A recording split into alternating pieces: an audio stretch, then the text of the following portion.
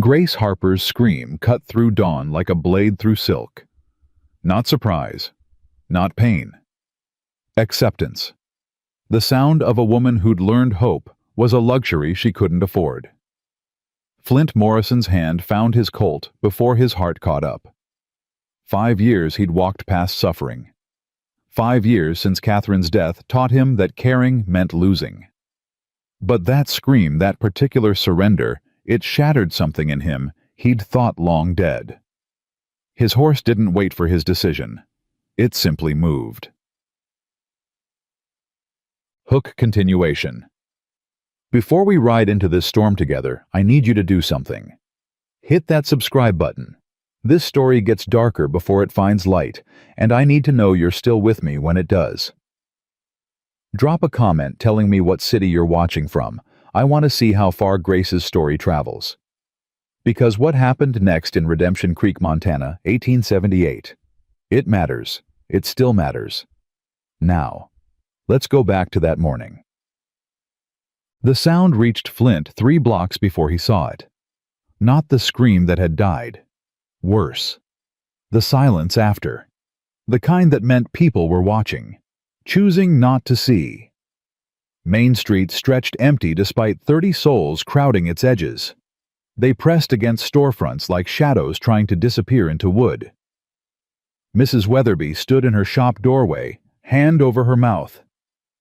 Pastor Reynolds clutched his Bible but kept his distance. Even Deputy Cole, the man who'd once taken a bullet meant for Flint at Blackwater Creek, even Cole looked at the ground. Victor Harper dragged his wife from their painted house by her hair. Flint's horse stopped. He hadn't pulled the reins. Grace didn't fight. That's what broke through Flint's 5 years of careful numbness. She didn't fight. Just moved where she was pulled like a woman who'd learned resistance cost more than surrender. 3 little girls screamed from the porch. The oldest, couldn't be more than 9, held her sister's back with small hands that shook. Victor's fist connected with Grace's jaw. She dropped into mud frozen from last night's cold. The impact made a sound like a book slamming shut. 3 daughters. Victor's voice carried across the silence.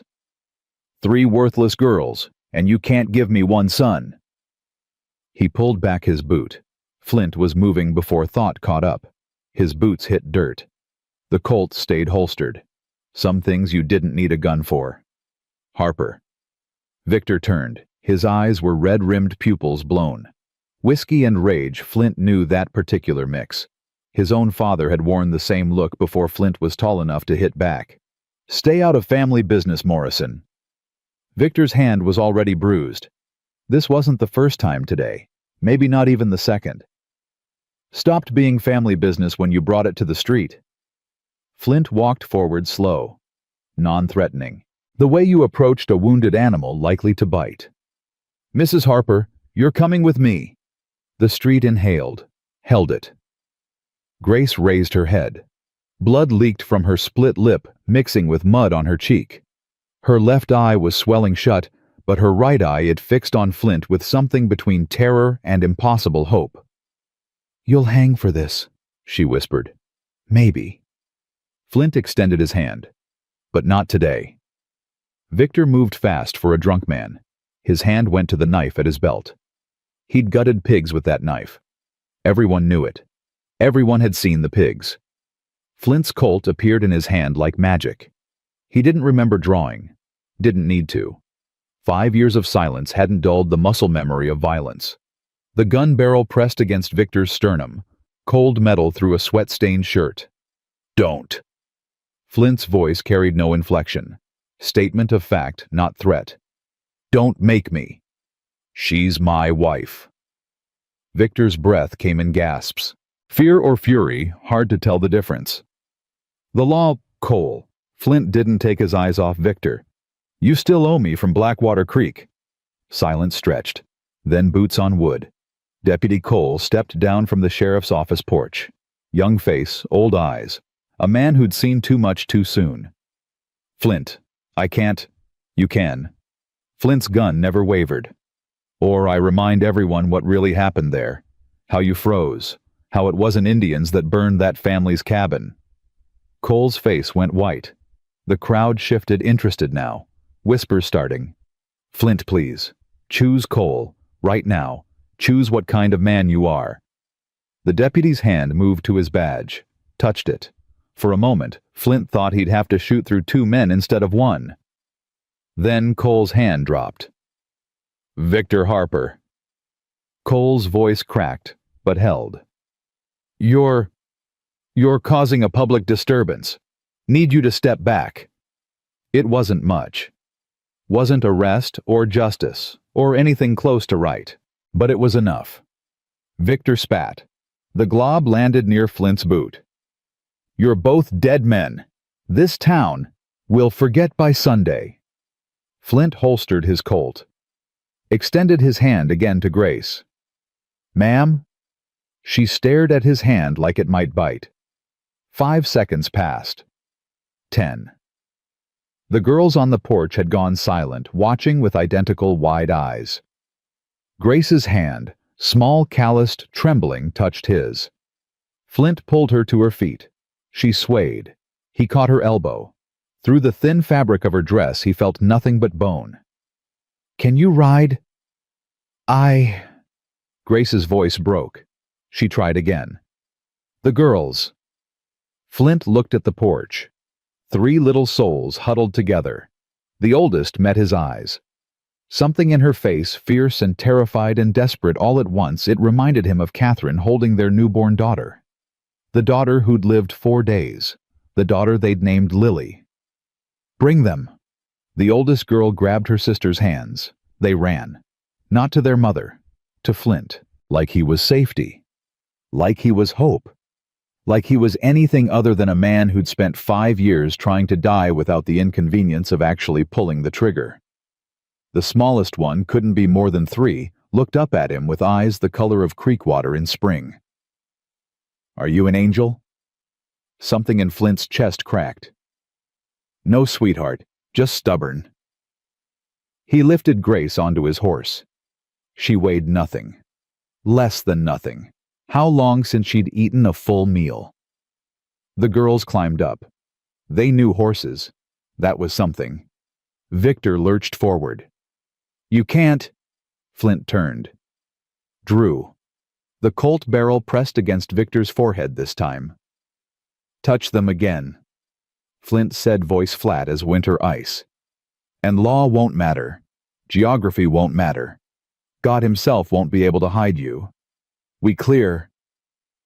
Victor's bladder let go. The dark stain spread down his trousers. Some men in the crowd laughed.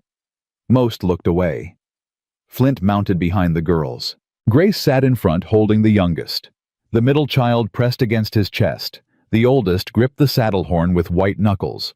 The crowd parted, not willingly, reluctantly, like water forced around stone. As they rode out, Victor's voice followed. She's my property, Morrison. The law says so. I'll come for what's mine.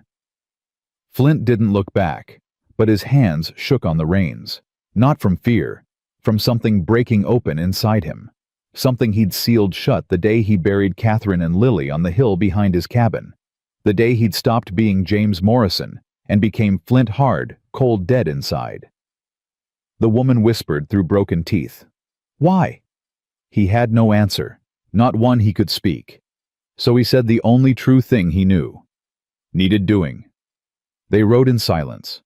5 miles of open prairie between town and his ranch. Wind cut across brown grass. The temperature dropped as the sun climbed higher, that particular cruelty of Montana spring that promised warmth, then delivered frost. The middle girl finally spoke. Is Mama going to die?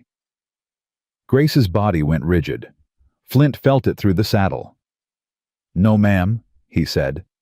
Polite. Like he was talking to a duchess instead of a terrified child.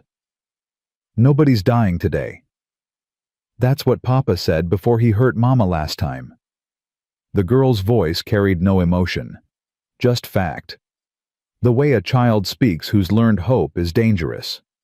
Flint had no answer for that. What could he say? That adults kept promises, that fathers protected instead of harmed, that the world was fair, all lies. So he said, "I'm not your papa." The girl considered this. Good. They rode on. His ranch appeared as the sun touched its peak. Calling it a ranch was generous. A half-finished cabin. A barn twice the cabin size. Fence posts marking intentions more than reality. The skeleton of a dream he'd stopped building the day Catherine died. Grace's shoulders sagged when she saw it. Flint knew what she was thinking. This was sanctuary. This collection of unfinished wood and broken intentions. But she didn't speak. What choice did she have? Behind them lay certainty, pain, fear, eventually death. Ahead lay unknown. Unknown beat certain misery. Barely. But it did.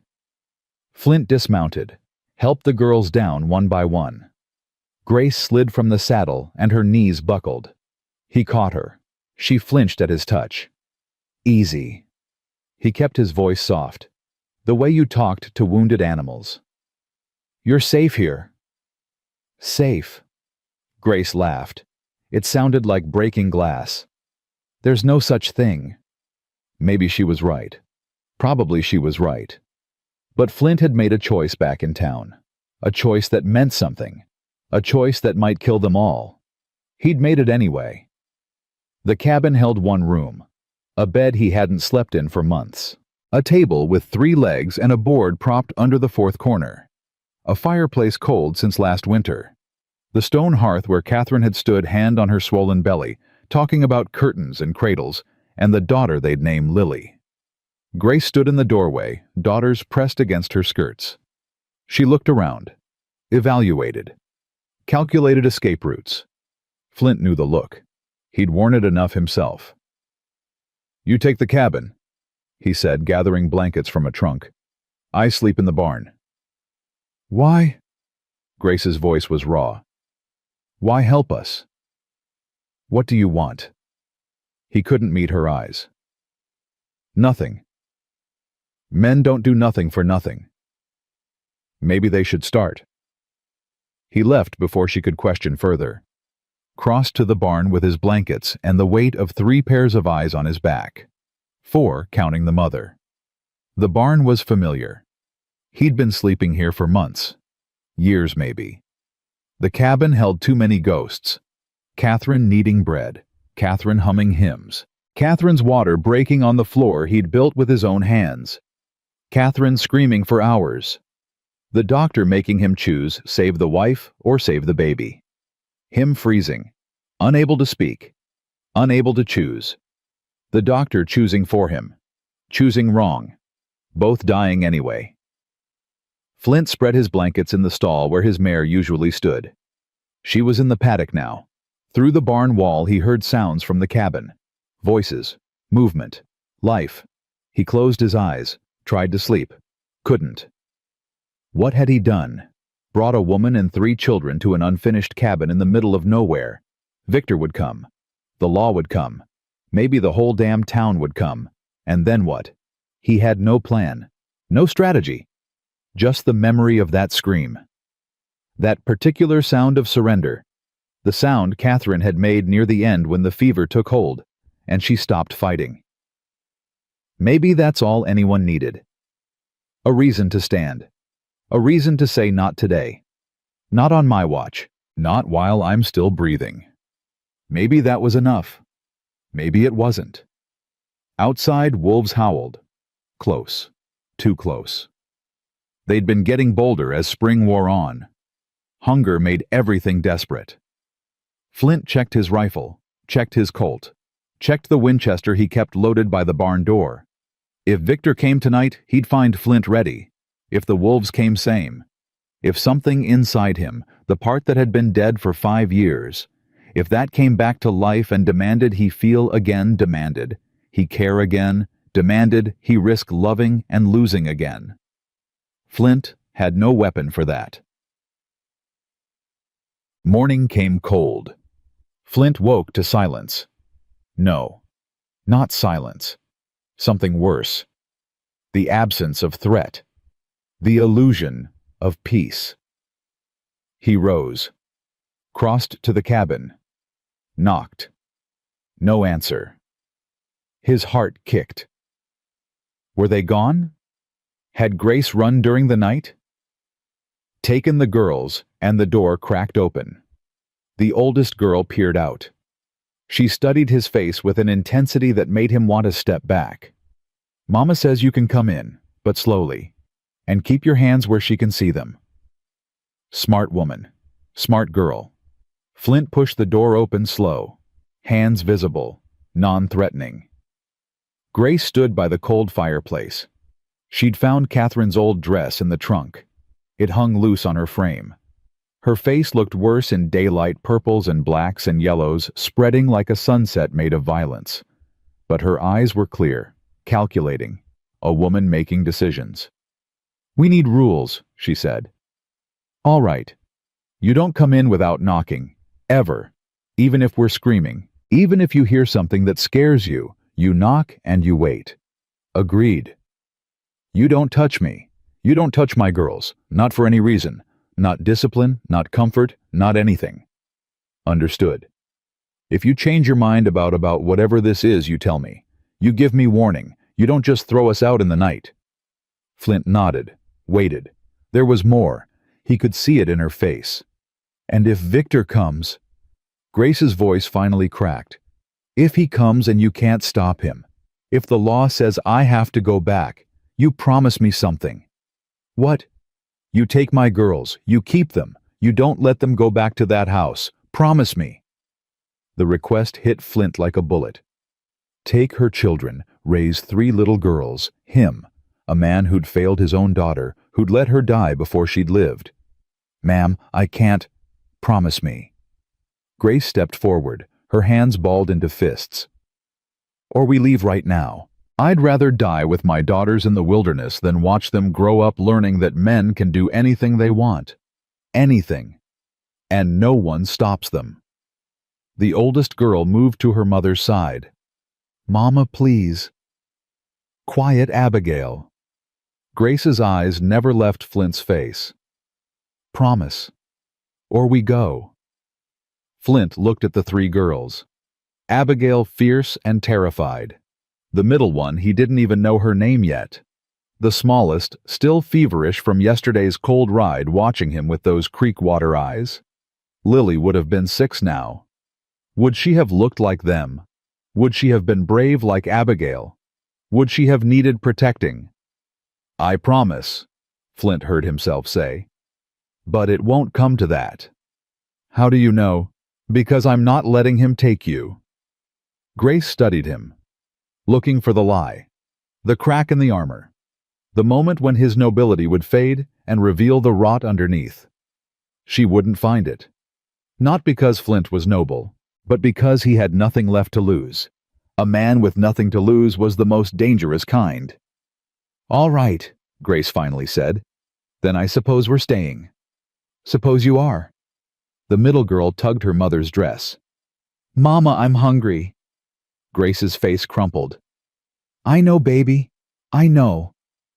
"I've got supplies," Flint said quickly. "Not much, but enough.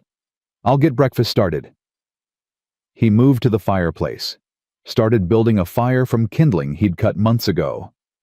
His hands remembered the work, even if his heart had forgotten why it mattered. Grace watched him like a hawk watches a snake. "You know how to cook?" she asked. "Enough not to starve."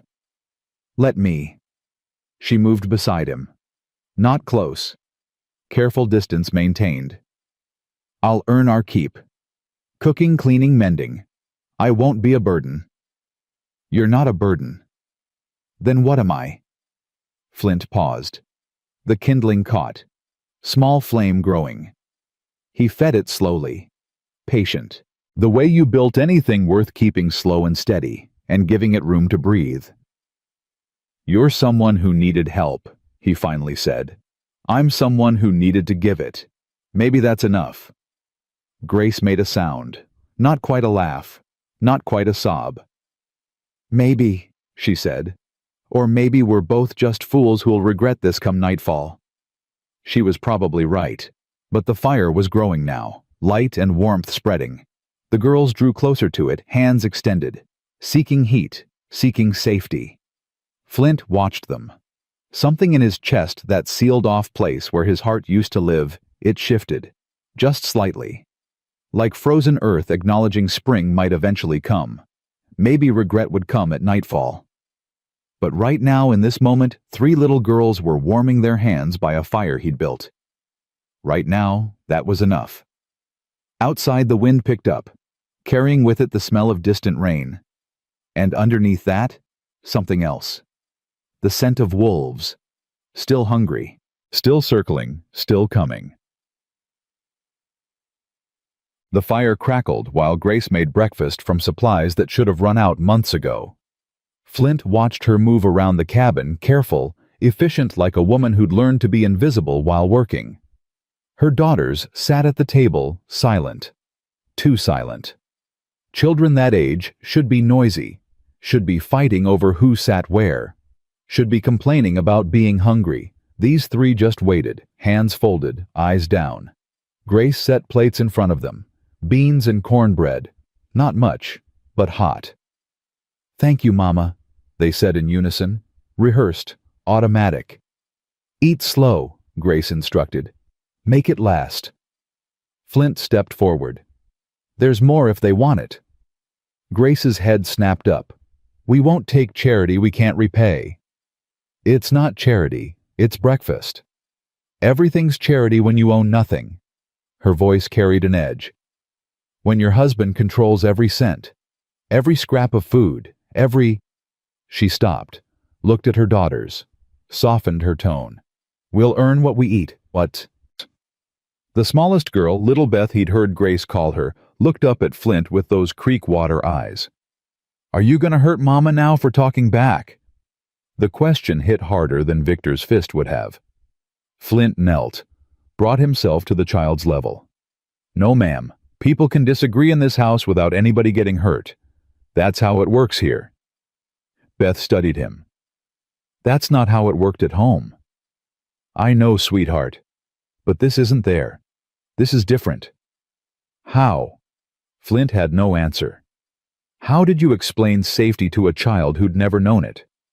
How did you promise protection when the world kept proving protection was a lie? "I guess you'll have to wait and see," he finally said.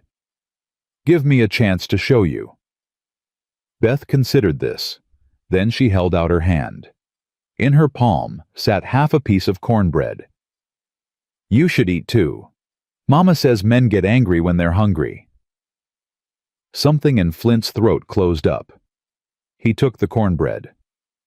"Thank you, Miss Beth. That's mighty kind." The middle girl Charlotte Grace had called her once she spoke without looking up. "We have to be kind. Papa says that's all we're good for, being pretty and kind and quiet." "Papa says a lot of things," Abigail muttered. "Abigail." Grace's voice carried warning. "Well, he does. And most of it's mean, and most of it's wrong, and—" Abigail's voice cracked. "And I'm glad Mr. Morrison shot him."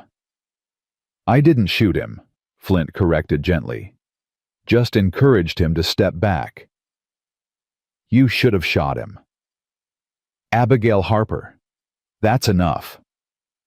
Grace's hands shook as she served her own plate. "We don't talk like that. We don't wish harm on people, even when they've harmed us." "Why not?" "Because that's how we stay human. That's how we stay better than—" Grace stopped, set down her plate, walked to the window, stared out at nothing. Flint watched her shoulders rise and fall, breathing too fast, panic starting. He'd seen it before, in soldiers after battle, in women after violence, the body remembering what the mind tried to forget. "Mrs. Harper," he kept his voice level, "you should eat. It's been more than a day since—" "Don't tell me what to do." She spun, eyes wild. "Don't tell me I should eat or sleep or feel grateful or—" Her breath hitched. "I'm sorry. I didn't mean—" "It's all right." "It's not all right. Nothing's all right. We're here in your house eating your food and you don't even know us, and Victor will come and—" She pressed her hand to her mouth, holding back something bigger than words. Flint stood slowly, kept his distance. "He comes, I'll handle it." How you think one man can stand against the whole town, against the law? Against— Yes. The certainty in his voice stopped her. She stared at him, looking for the crack, the doubt, the moment when pretty words would crumble into reality. "Why?" Grace whispered. "Why would you do that? We're nothing to you." Flint looked at the three girls, Abigail watching him with fierce hope, Charlotte drawing pictures and spilled salt on the table, Beth clutching the wooden spoon like a talisman against darkness. "My daughter's name was Lily," he said. Words he hadn't spoken in 5 years. "She lived 4 days. My wife Catherine lived 3 days after that. Fever took them both. I brought them to this hard land, killed them with my dream of a ranch." He met Grace's eyes. "So when I heard you scream yesterday morning when I saw him drag you into that street, I couldn't walk past. Not again. Not when I had a choice this time." Grace's face crumpled. "I'm not your wife. They're not your daughter." "I know. You can't save us to make up for losing them." "I know that too." "Then what is this?"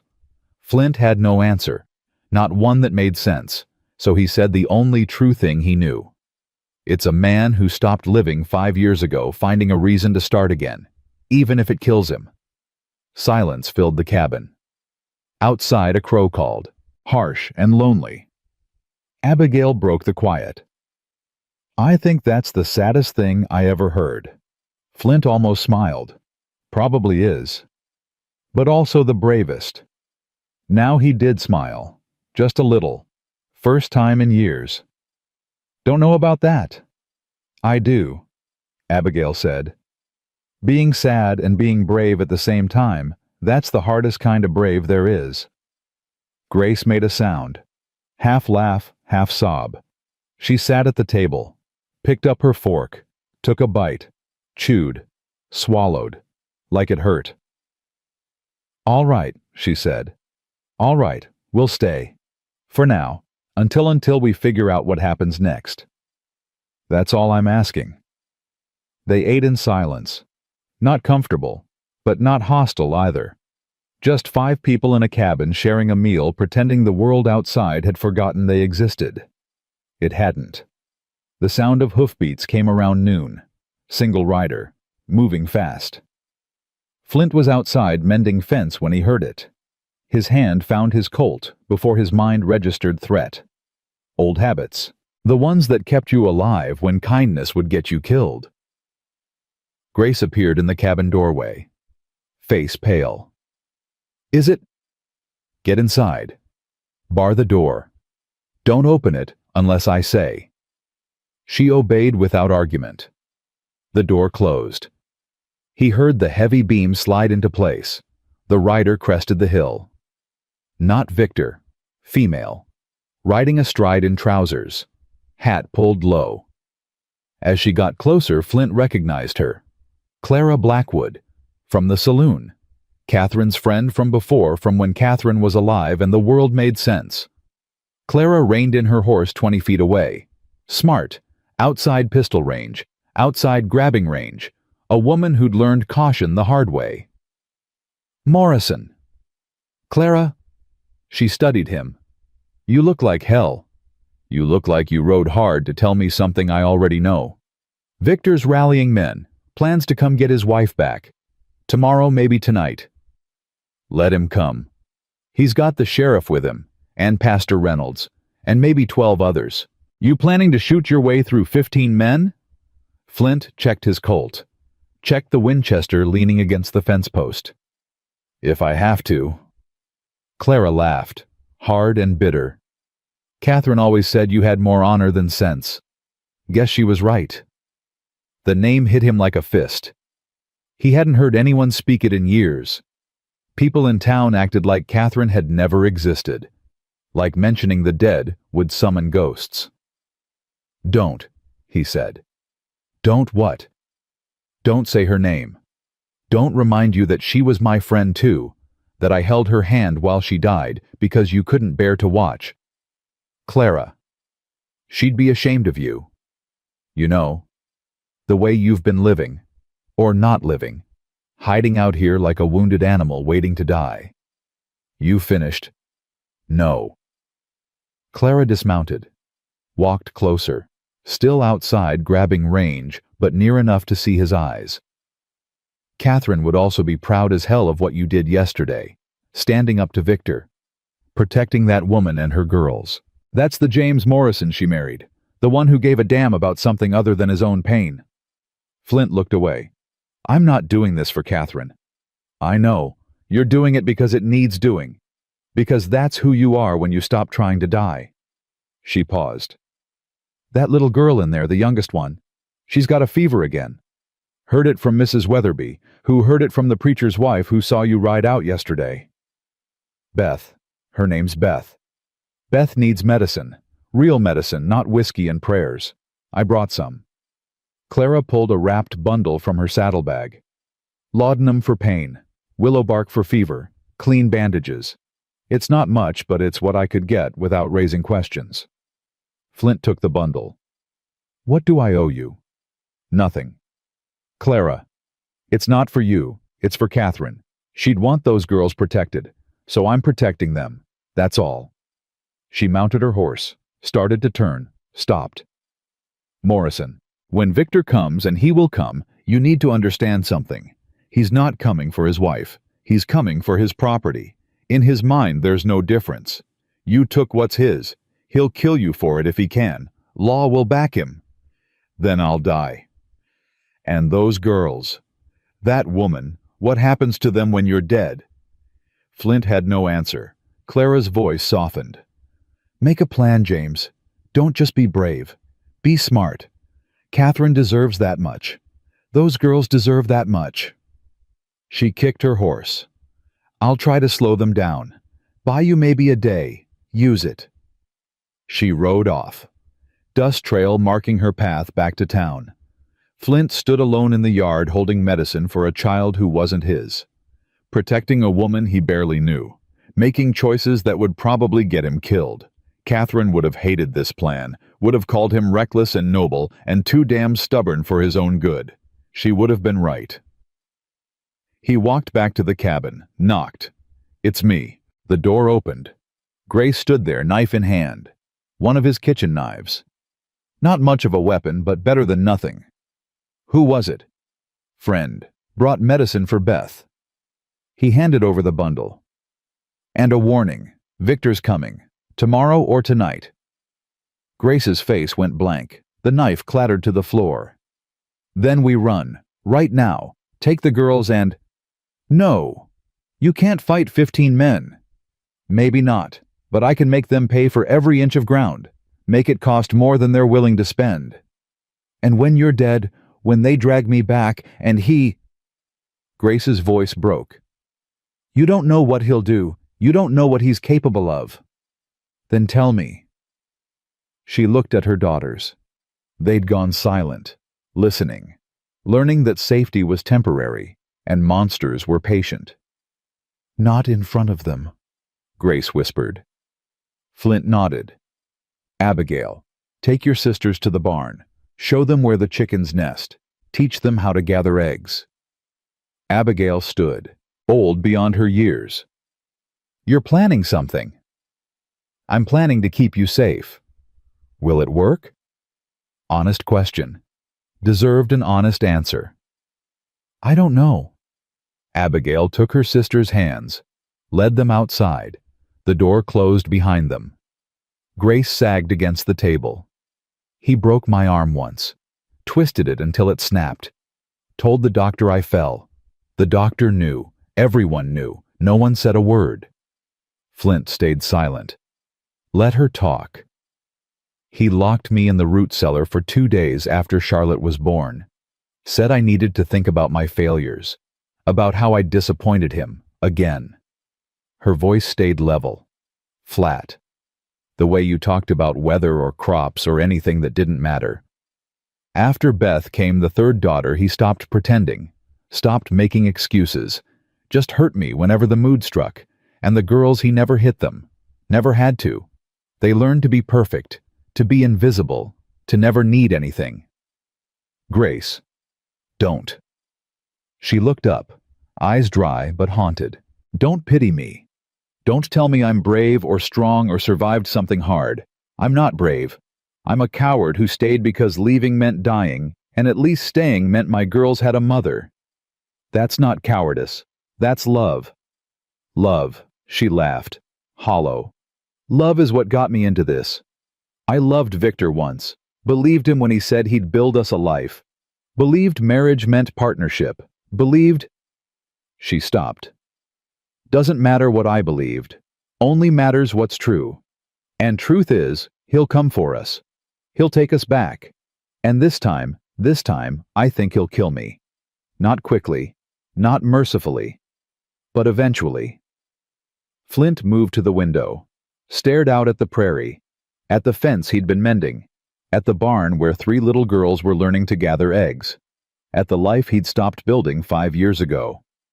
I had a choice once, he said. Doctor told me I had to choose, save Catherine or save the baby. I froze. Couldn't speak. Couldn't move. Doctor chose for me. Chose wrong. They both died anyway. He turned. I've lived with that freeze for 5 years. That moment when I could have acted and didn't. Could have been brave and wasn't. Could have fought and surrendered instead. That wasn't your fault. Maybe not. But it's mine to carry. He moved closer, still keeping distance. Yesterday morning I heard you scream. Had another choice. Walk past. Mind my business. Let the world be cruel without me watching. Or step in. Risk everything. Probably die for nothing. He met her eyes. I stepped in. Not because I'm brave. Because I'm tired of freezing. Tired of letting fear make my choices. Tired of not being the man Catherine thought she married. Grace stared at him. You're going to get yourself killed. Probably. And us with you. I won't let that happen. You can't promise that. No, Flint admitted. But I can promise I'll die trying. That's all I've got. That and stubbornness. Outside, the girls laughed. Charlotte had found a chicken. Was chasing it around the yard while Beth clapped and Abigail shouted instructions. Grace listened to her daughter's laugh. Sound she probably hadn't heard in months, maybe years. All right, she said quietly. All right, we stay. We fight. Her voice caught. We hope it's enough. It wouldn't be enough. They both knew it. 15 men against 1. Law on Victor's side. Town on Victor's side. God himself probably on Victor's side if Pastor Reynolds's sermons meant anything. But sometimes you fought anyway. Not because you'd win. Because surrender meant death of a different kind. The slow death. The kind where your heart kept beating, but everything that mattered had already died. Flint had been dying that death for 5 years. Yesterday, he'd started living again. Might not last. Probably wouldn't. But for now, for this moment, 3 little girls were laughing in his yard, and a woman was hoping, instead of surrendering, and he was making choices instead of freezing. That was something. That was enough. The afternoon passed in preparation. Flint moved weapons to the cabin. His Winchester, his Colt, Catherine's small Derringer she'd kept hidden in her sewing box. Ammunition. Not much. Maybe enough. Grace watched him work. You really think we can hold them off? No. But I think we can make them reconsider the cost. Make coming for you more trouble than it's worth. Victor doesn't think like that. He thinks in terms of ownership, property. What's his? Then I'll teach him different. She almost smiled. You can't teach a mad dog new tricks. No, but you can put down a mad dog. The words hung between them. Heavy, final. Grace touched his arm, just briefly. If it comes to that, if you have to, don't hesitate. Don't freeze. He won't give you a second chance. I know, eh? She withdrew her hand. I never thanked you. For yesterday. For seeing me. Everyone else looked away. You didn't. Didn't deserve thanks. Should have been done years ago. By someone. Anyone. But it wasn't. It was you. Yesterday. That matters. Maybe it did. Maybe it didn't. Either way, night was coming. And with it likely violence. Flint sent the girls inside as the sun touched the horizon. Made them practice hiding in the root cellar. Made them promise to stay quiet, no matter what they heard. Even if Mama screams? Beth asked. Even then? Even if you scream? I won't scream. Everyone screams, Beth said seriously. Papa makes everyone scream. Charlotte hugged her sister. Papa's not here. Mr. Morrison won't let him be. Such faith. Such impossible, heartbreaking faith. From children who'd learned the opposite.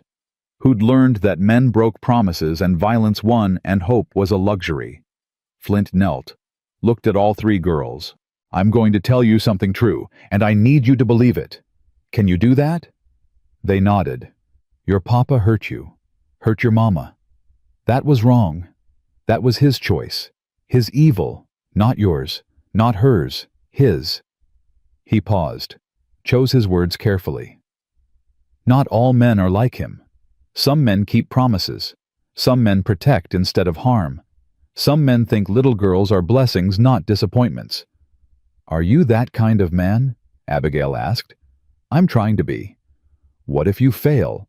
Honest question. Deserved honesty. Then I fail knowing I tried. That's all anyone can do. Abigail considered this. Then she wrapped her arms around his neck, hugged him. First time anyone had touched him with affection in 5 years. Flint's eyes burned. He blinked hard, held her carefully, like she might break. Thank you, she whispered, for being the kind of man who tries. Charlotte and Beth joined in. 3 little girls clinging to a broken man who'd finally found something worth fixing.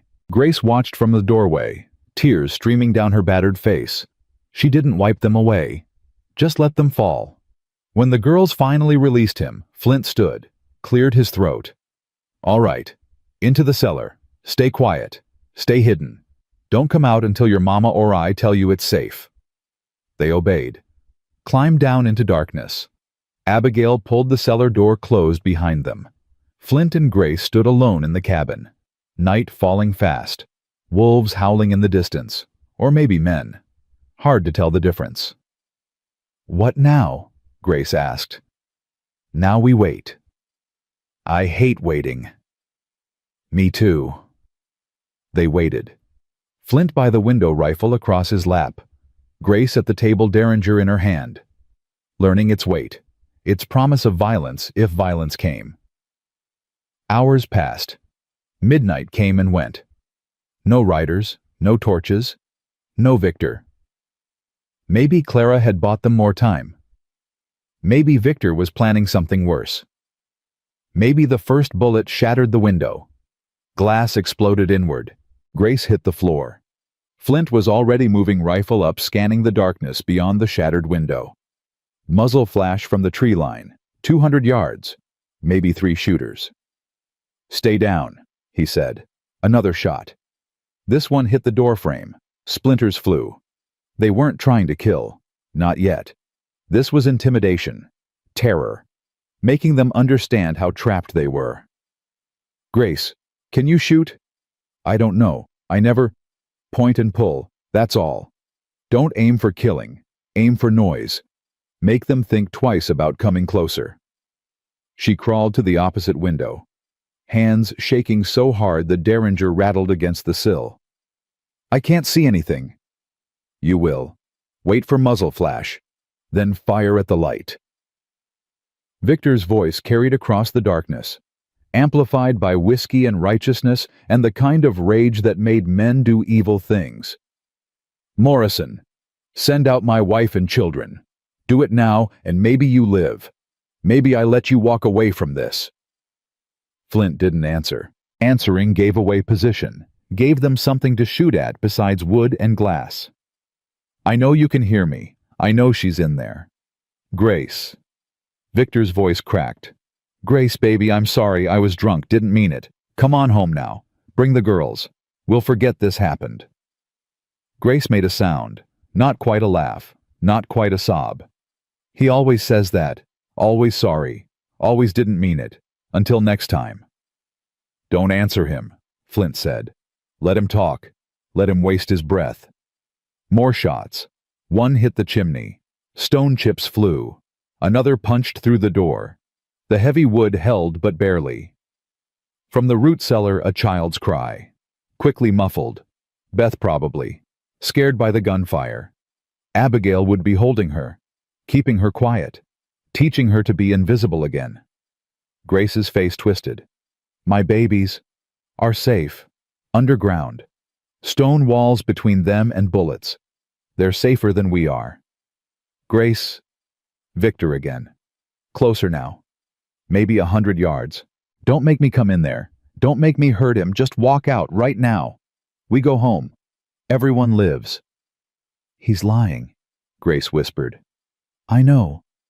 If I go out there, he'll kill you. Then he'll kill me. Then... Her voice broke.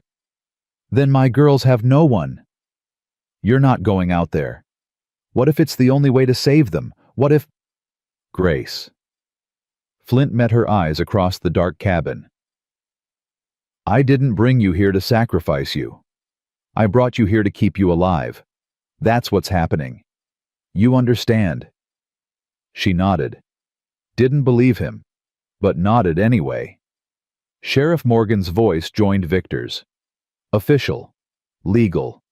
The kind of voice that made wrong sound righteous. James Morrison. You're harboring another man's wife. That's kidnapping under territorial law. Come out peacefully. Face trial. Judge might show mercy. Flint almost laughed. Judge Harlan was 2 counties away. Only judge within riding distance was Potter, and Potter owed Victor money. Potter would show mercy the way Winter showed mercy to Wheat. Last chance, Morrison. The sheriff's voice hardened. Send her out or we're coming in. Still, Flint didn't answer. Let them wonder. Let them imagine him in every shadow, every window, every corner. A new voice. Pastor Reynolds. Sanctimonious. Certain. James, my son, you're committing grave sin. Breaking holy covenant of marriage. Condemning your soul. Send Mrs. Harper home to her rightful husband. Repent. Save yourself. Holy covenant, Grace spat. Where was holy covenant when Victor broke my arm, when he locked me in darkness for bearing daughters instead of sons? Where was God then? God tests us, the pastor called back like he'd heard her. Tests wives to be patient, husbands to be firm. You failed your test, Sister Grace, failed to provide sons, failed to honor and obey. This suffering is consequence. Grace's hand tightened on the derringer. For a moment, Flint thought she might shoot the pastor instead of Victor, might choose righteousness over survival. Don't, he said quietly. He's not worth the bullet. He blamed me, for Victor's violence, for my own beating, for... She choked on rage. For bearing daughters like I had any choice in the matter. He's a fool.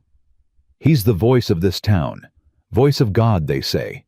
If God thinks I deserved this, then God's wrong. The words hung in darkness. Blasphemy, heresy, the kind of statement that got you shunned or worse. Grace stared at him. You believe that? I believe any God worth worshipping wouldn't punish a woman for bearing daughters, wouldn't call violence covenant, wouldn't... Flint stopped, breathed. Catherine prayed every day, believed in heaven and mercy and divine plan. Then she died screaming. Fever took her and God did nothing. Nothing. So yeah, if that's God's plan, then God's wrong. Silence. Then Grace's hand found his in the darkness. Squeezed. Thank you. For what? for being angry at God with me, for making me feel less alone in it. Before Flint could answer, fire blossomed in the night. Not muzzle flash, actual fire.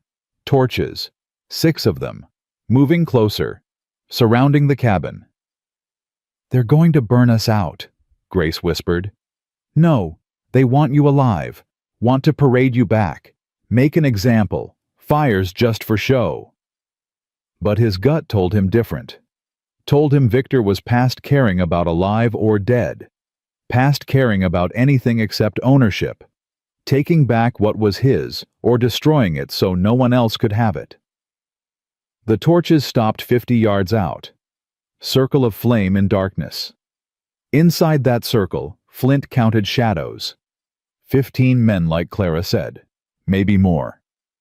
Victor stepped into the light, torch in one hand, pistol in the other, face twisted with rage and righteousness and whiskey courage.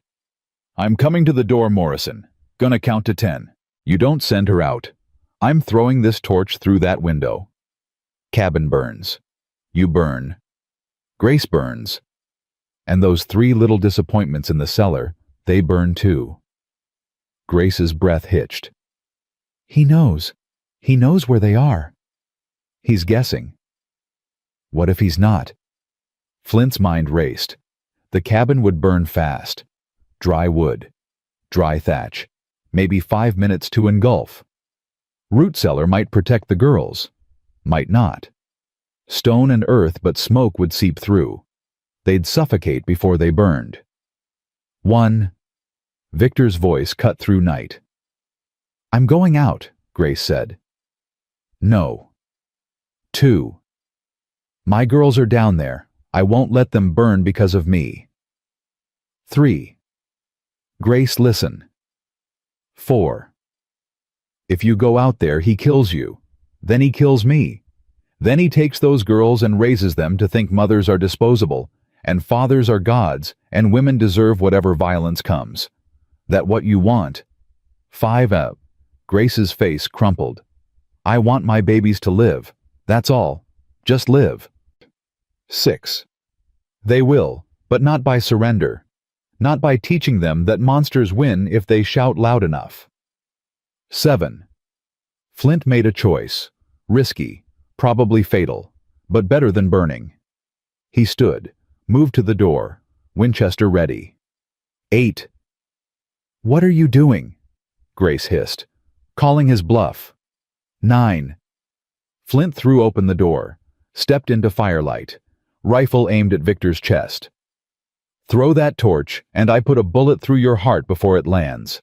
We both know I don't miss at this range. We both know I'm faster than you. So here's what happens, Victor. You back off. Take your men. Leave. Come back at dawn with legal papers and a real judge and we'll talk terms. But right now tonight, you get nothing." Victor's face went purple. "You're on my land. This is federal land, open range. I've got as much right to be here as you. That's my wife. That's a woman who asked for protection. I'm providing it. Legal, proper. Nothing you can do about it except murder me in front of 15 witnesses. That what you want? Want all these men to watch you commit murder? Want them to hang alongside you when the federal marshal comes asking questions?" The men shifted, uncertain now. Murder was one thing when it was private, when you could claim self-defense or accident or righteous fury. Public execution in front of witnesses, that was different. That was risk. Deputy Cole stepped forward. Young, nervous, gun drawn but not aimed. "Flint, be reasonable. Just send her out. We'll sort this legally." "There's nothing legal about beating a woman half to death, Cole. Nothing legal about terrorizing children. Nothing legal about burning down a cabin with kids inside." Flint's voice carried across the circle, addressing all of them now. "Every man here knows what Victor did. You saw it. Some of you looked away. Some of you pretended you didn't see. But you all know. So here's your choice. Back him. Become part of his crime. Or walk away. Walk away and no one has to die tonight." Silence. Men looking at each other. Looking at Victor. calculating. Mrs. Weatherby's husband stepped back, out of the circle. I didn't sign up for killing. Came to return a wife to her husband, not to murder. Another man followed. Then another. The circle was breaking. Cowards! Victor screamed. All of you! She's my property. The law says so. The Bible says so. God himself says so. God says love your wife, someone called from the darkness. Says cherish her. Don't see much cherishing in what you did yesterday morning. Victor spun, trying to identify the voice, failing. Who said that? Show yourself. No one moved. Pastor Reynolds stepped forward. Victor's right. Scripture is clear. Wives submit to husbands. This woman's sin. I left my wife, a voice called. Same voice, still hidden. Left because I loved her enough to let her go when I couldn't stop drinking, couldn't stop hitting. You know what that makes me, Pastor? Makes me better than Victor, and I'm a drunk who sleeps in the livery stable. Laughter. Harsh. Male. The kind of laughter that said truth had been spoken. The pastor's face went red. This is blasphemy. This is truth, the voice continued. We all know what Victor is, what he does. We looked away because it was easier. Because she was just some woman, and they were just some kids, and it wasn't our business. But Morrison made it our business. Made us see it. Made us choose. So I'm choosing. I'm choosing to walk away. Let Victor fight his own battles. More men backed off. 5. Then 7. Then 10. Victor stood alone. Him and the sheriff and the pastor and maybe 3 others, too scared or too loyal or too stupid to leave. Grace. Victor's voice cracked, raw with desperation. Grace, please, I'm sorry. I'll change, I swear. Just come home, bring the girls. I'll be better, I promise. From inside the cabin, Grace's voice rang clear. First time she'd spoken loud in years, probably. First time she'd claimed her own voice. I've heard your promises, Victor Harper. Heard them 100 times. 1,000. Every promise broken the moment the whiskey touched your lips. The moment your temper rose. The moment I failed to be the perfect silent wife who bore perfect silent sons. Her voice grew stronger. I'm done with your promises. Done with your fists. Done with teaching my daughters that this is what love looks like. You're my wife. I was your wife. Was the girl who believed you when you said you'd build us a life. Was the woman who stayed because I thought love meant sacrifice. But I'm not that woman anymore. You beat her to death. Yesterday morning in the street, you finally killed her. What's standing here now? She's someone new. Someone who chooses herself. Chooses her daughters. Chooses life without you. Victor raised his pistol. Aimed at the cabin. At Grace's voice. Flint's rifle barked once. The pistol flew from Victor's hand. Blood sprayed. Victor screamed. Clutched his shattered hand. Next one goes through your chest, Flint said calmly. Your choice.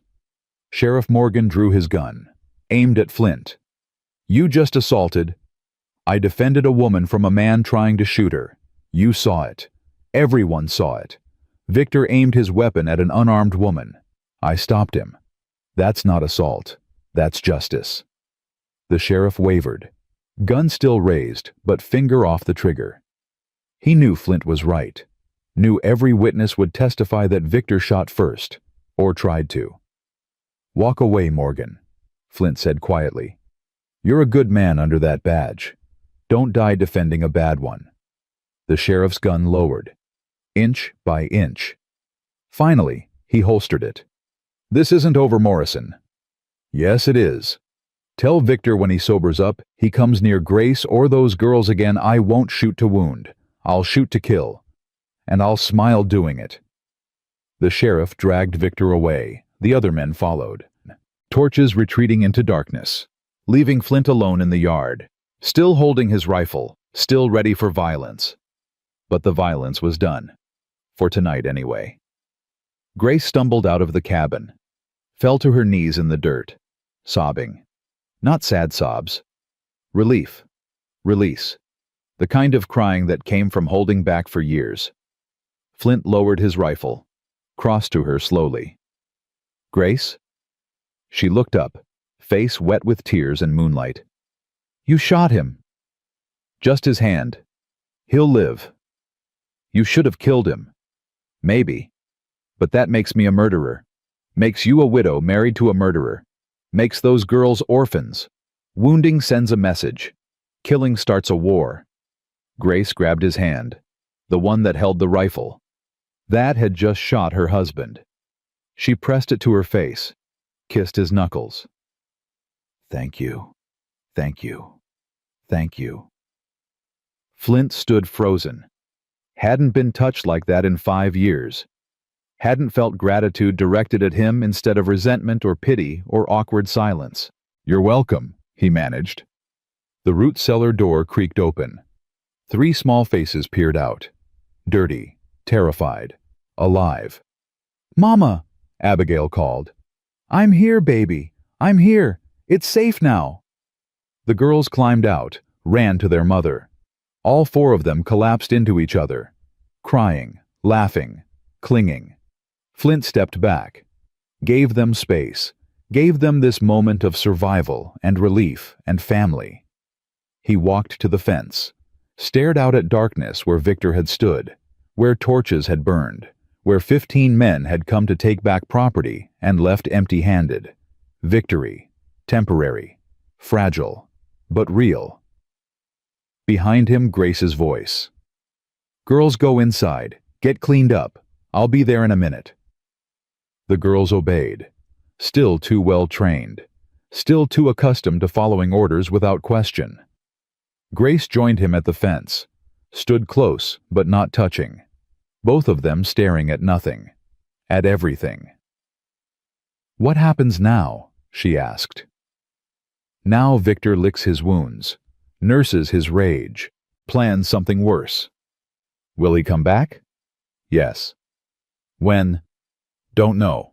Days, weeks.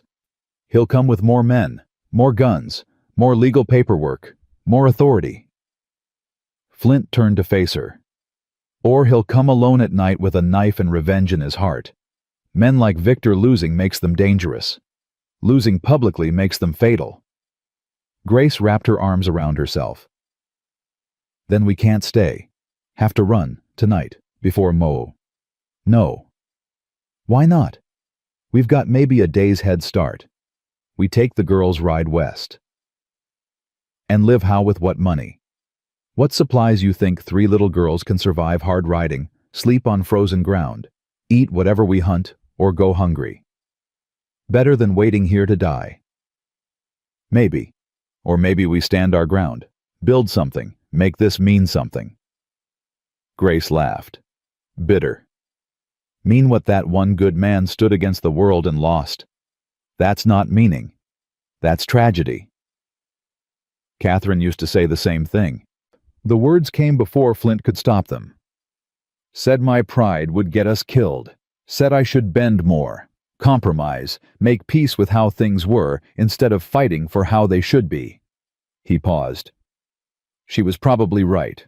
Probably would have lived longer if I'd listened. But I couldn't. Can't. Some things you stand for, even when standing, kills you. That's not bravery. That's suicide. Maybe there's no difference. They stood in silence. Night air cold. Spring promising warmth, but delivering frost. Grace finally spoke. What was she like, Catherine? Flint wasn't ready for the question. Wasn't ready to remember. But Grace had shared her truth. Deserved his in return. Strong. Stronger than me. She worked this land like it owed her something. Planted gardens that shouldn't have survived Montana winter. Made this cabin feel like home when it was just 4 walls and hope. He stopped. Breathed. She laughed loud.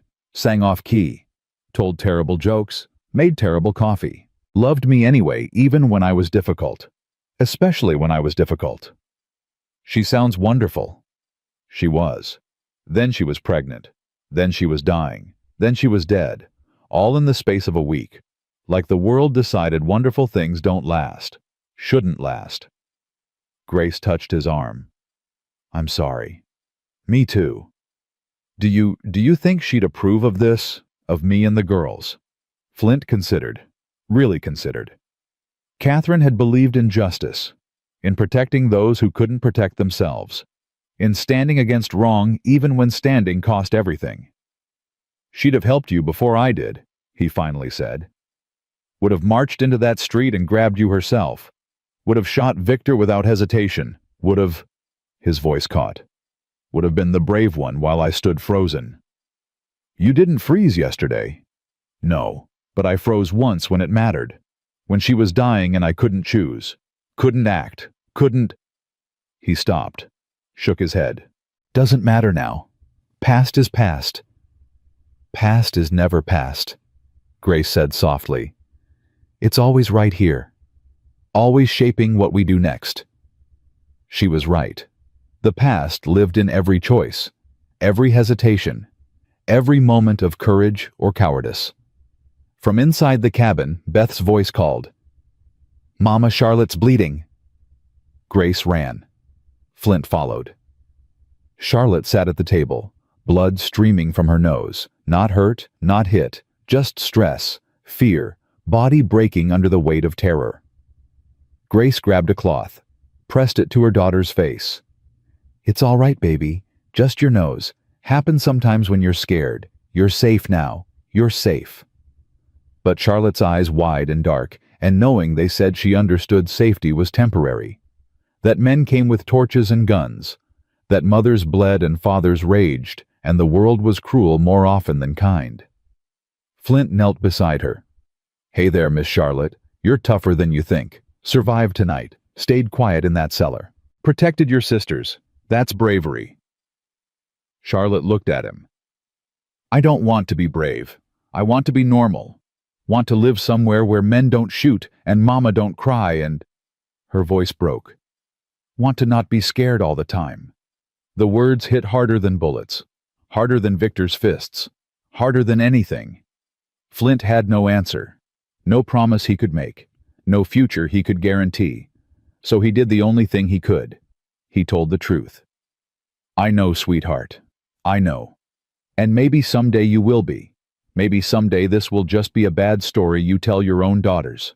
Story about the time you were brave, even though you didn't want to be. Even though it hurt. Even though it was hard. He paused. Until then, I'm here. Your mama's here. We're all here together. That's something. Not everything. But something. Charlotte nodded. Wiped her eyes. The bleeding stopped. Abigail spoke from the doorway. Are they coming back? Probably. Will you shoot them again? If I have to.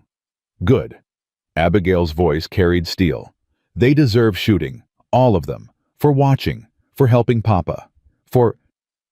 She stopped. Looked at her mother. I hate him, Mama. I know I'm not supposed to. Know the pastor says hate's a sin. But I hate him anyway. Grace pulled her daughter close. Oh, baby. That's not sin. That's survival. That's your heart protecting itself. Don't apologize for it. Don't feel guilty. Just feel it and let it pass through and come out the other side stronger. Does it pass the hate? I don't know yet. Ask me in a year. They held each other. 4 females in a cabin. 1 male keeping watch. Temporary safety. Fragile peace. The kind that breaks at sunrise. But it was night now, and they were alive, and that was enough. Flint moved to the broken window, began boarding it up. Hammer and nails and wood, building barriers between inside and outside, between safety and threat. Grace joined him, held boards while he nailed, working together, neither speaking, just existing in shared space, shared purpose. When the last board went up, she said, Thank you. For tonight. For not letting him take us. You don't have to keep thanking me. I know, but I want to. Want you to know it matters. You matter. This She gestured at the cabin. The girls. The boarded windows. "This matters." Flint nodded. Couldn't speak. Didn't trust his voice.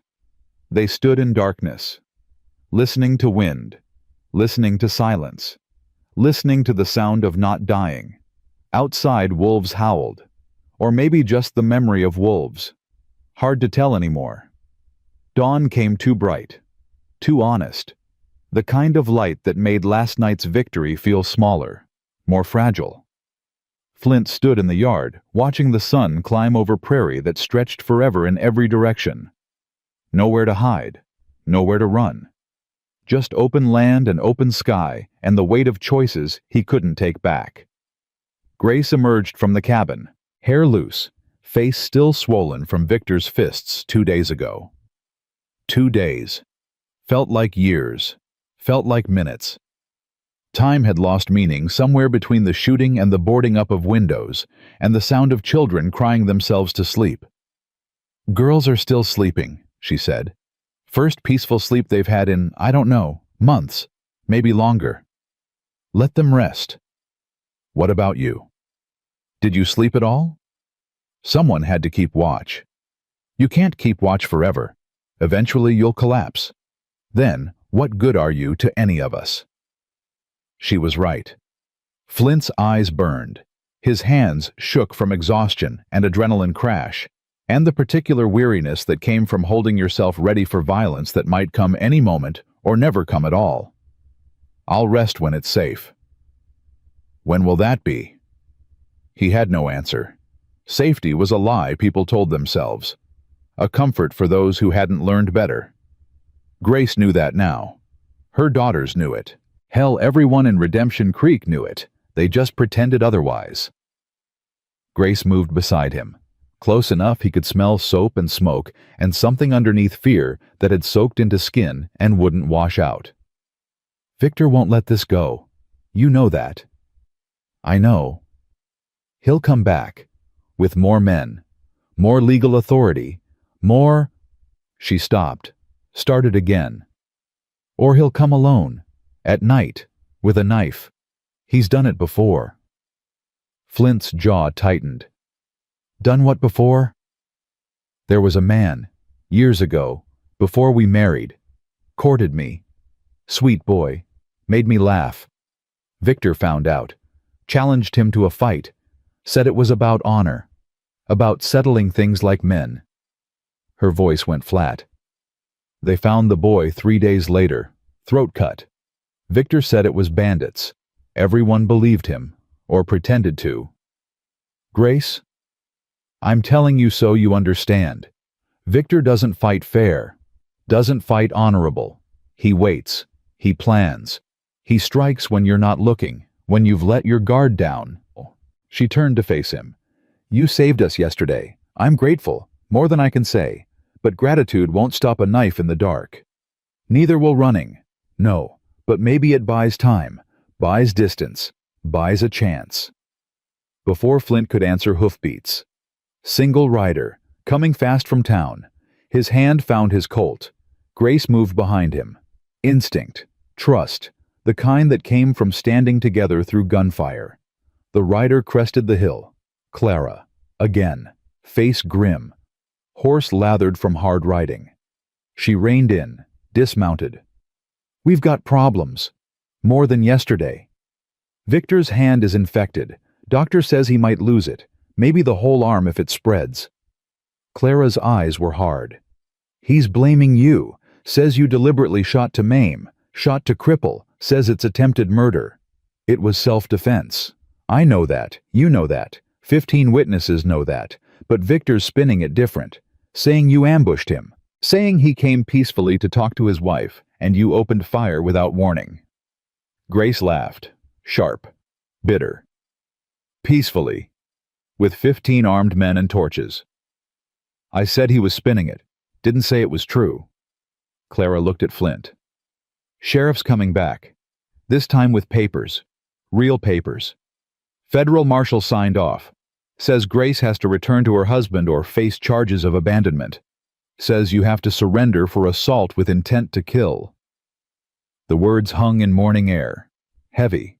Final. Flint's mind raced. Federal marshal meant this wasn't just town politics anymore. Wasn't just Victor's pride. This was law. Official. Backed by authority that stretched beyond Redemption Creek. When? He asked. Tomorrow. Maybe today. Marshall's making the ride from Helena. Should arrive by sunset. And if we're not here when he arrives? Clara's expression softened. Then you're fugitives. Wanted. Hunted. No town will shelter you. No supplies. No safety. You'll be running until they catch you or you die trying. Grace's hand found Flint's arm. Then we run. Right now. Before... No, Flint said. You keep saying that. Keep refusing to run. But why? What's here worth dying for? Principle. Justice. The idea that a man can't beat his wife half to death and then use law to drag her back for more. Flint turned to Clara. The marshal, he's coming here himself. Yes. Marshal Kane. Heard of him. Flint had. Everyone had. Marcus Kane. Federal marshal who'd cleaned up 3 territories. Fair. Honest. Incorruptible. Also ruthless. Also uncompromising. The kind of man who enforced law whether law was right or wrong. He's a good man, Flint said slowly. Good men follow bad laws same as bad men, Clara replied. Maybe better, because they believe in it. She was right. Kane would come, would see the papers, would enforce them. Wouldn't matter that Grace had bruises, that her daughters were terrified, that Victor was violent and dangerous and everything wrong with how the world worked. Law said wife returned to husband. Law said children returned to father. Law said Flint was the criminal. There's something else, Clara said quietly. Victor's offering reward. $500 to anyone who brings Grace back, dead or alive. The sum sucked air from Flint's lungs. $500 was a fortune, year's wages for most men, enough to buy land, livestock, future, enough to make good men consider doing bad things. Grace swayed. Flint caught her elbow. 500. He's willing to spend 500 to... She couldn't finish. To own you. Flint finished. To prove he can. To prove no one takes what's his and lives. Clara's face was grave. There's men in town already asking questions. Asking where this ranch is. How many people here? How well defended? They're not asking out of curiosity. Bounty hunters. And worse. Drifters who'd kill for $50. 500. They'll come in force. Flint's jaw set. Let them come. James. Clara used his given name. First time in years. You're one man. You can't hold off an army. Can't protect them forever. Can't... She stopped. Softened. Can't save everyone. Sometimes surviving means running. Means living to fight another day. I ran once, when Catherine was dying. Ran from making the choice, from being there, from watching. His voice went hollow. Came back to a wife and daughter already cold. Already gone. Already buried in my cowardice. He met Clara's eyes. I'm not running again. Clara studied him, looking for sanity, finding only stubborn determination that looked a lot like death wish. Then you're going to die. You know that. Probably. And Grace, the girls.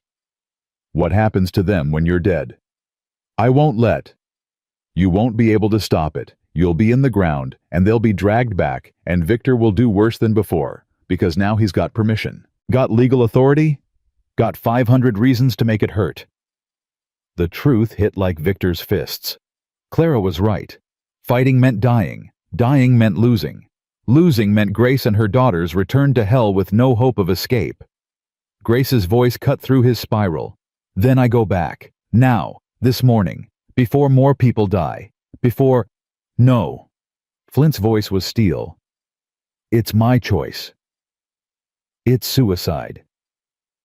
It's survival. For my girls. For you. For... Grace's eyes filled. I won't let you die for me. Won't let strangers hunt us for money. Won't let my daughters watch men kill each other over who owns their mother. Grace. I'm going back, James. You can't stop me. The use of his name felt like intimacy, like trust, like something breaking that couldn't be fixed. I can, he said quietly.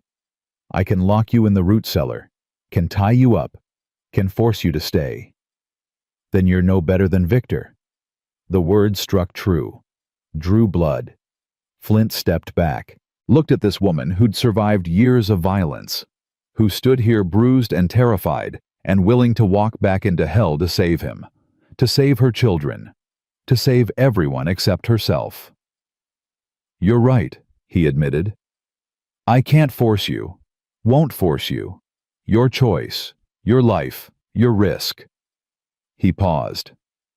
But before you make it know this, you walk back into that house, you're not saving anyone. You're teaching your daughters that surrender is survival, that violence wins, that mothers are disposable and fathers are gods and women exist to be owned. Grace's face crumpled. I don't know what else to do. Don't know how to fight this. Don't know.